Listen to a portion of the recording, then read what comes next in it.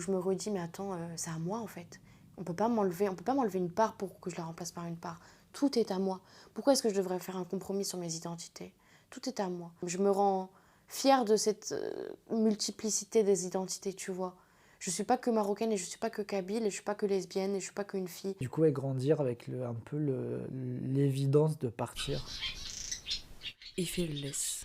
Vous écoutez le podcast Ifeelles. Ifeelles, c'est hirondelle en dialecte amazigh kabyle. Et j'ai choisi de prendre l'hirondelle comme symbole de nos migrations. Pour la première série de ce podcast, j'aimerais vous partager les récits de personnes immigrées algériennes. C'est des récits anonymes que j'ai commencé à récolter en décembre 2025.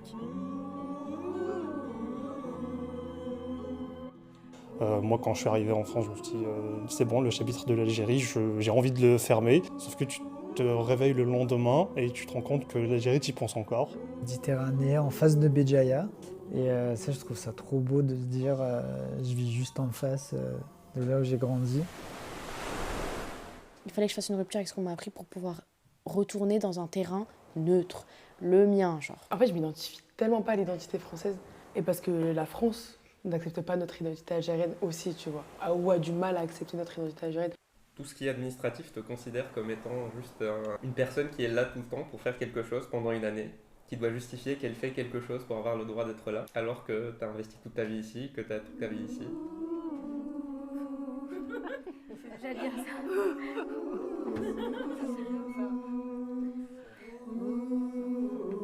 Je dirais que je suis un enfant des années 90, en Algérie, en Kabylie, et gay, qui grandit beaucoup avec ça, qui est un peu tourmenté.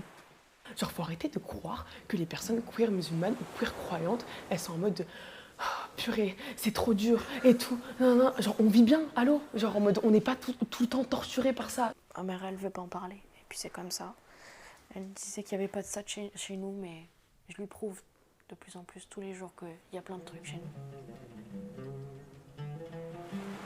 C'est une sorte de mémoire commune qui appartient à toutes les personnes qui se sentent concernées. En fait, plus il y a de l'islamophobie, plus je me rapproche de l'islam. Et en Algérie, c'est l'inverse. Plus il y avait l'islam, plus j'essayais de m'en éloigner, me détacher et tout. Peut-être qu'un jour, je trouverai un endroit où je me sentirai, où je pourrais me sentir pleinement chez moi.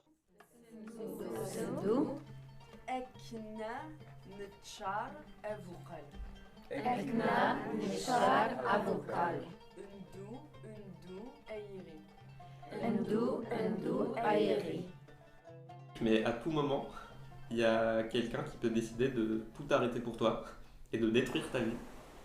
Et pour qu'il ne le fasse pas, il faut que tu essayes de le convaincre en n'étant pas libre, en devant justifier à chaque fois ce que tu fais, en devant justifier qu'il n'y a aucune chance que tu échoues.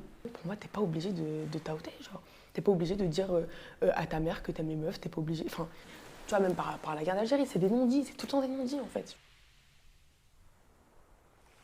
Ça booste, genre vraiment de se dire ça et je me dis ouais, mais t'es algérien, vas-y. Des centaines de milliers de personnes qui sont sorties d'un coup, que c'était pas possible ils avaient essayé de réprimer.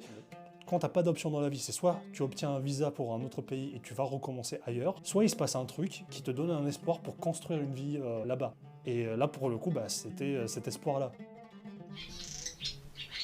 Quant à la voix qui vous parle, vous pouvez l'appeler Ariles. Je suis partie de la Kabylie, une région en Algérie, pour venir en France, pour immigrer du coup. Il y a 9 ans déjà.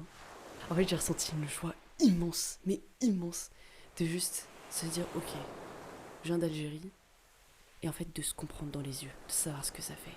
De se dire ok, j'ai immigré, on me considère comme une personne étrangère, et en fait de se comprendre. Ça permet d'aller tellement plus loin dans les interactions, dans tout ce qu'on peut construire ensemble. En fait de se comprendre. Ouais, et de créer une mémoire commune ensemble. Et d'en faire des choses merveilleuses.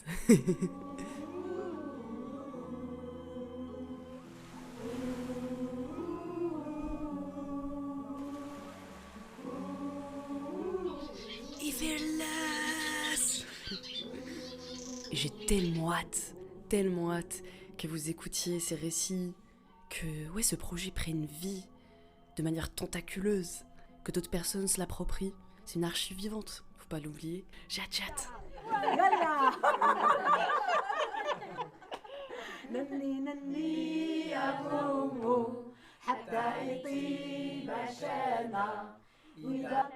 Par simplicité et accessibilité, le podcast actuellement est en français, mais il pourra accueillir des épisodes ou des formes sonores diverses qui sont en dialecte amazigh ou en darja.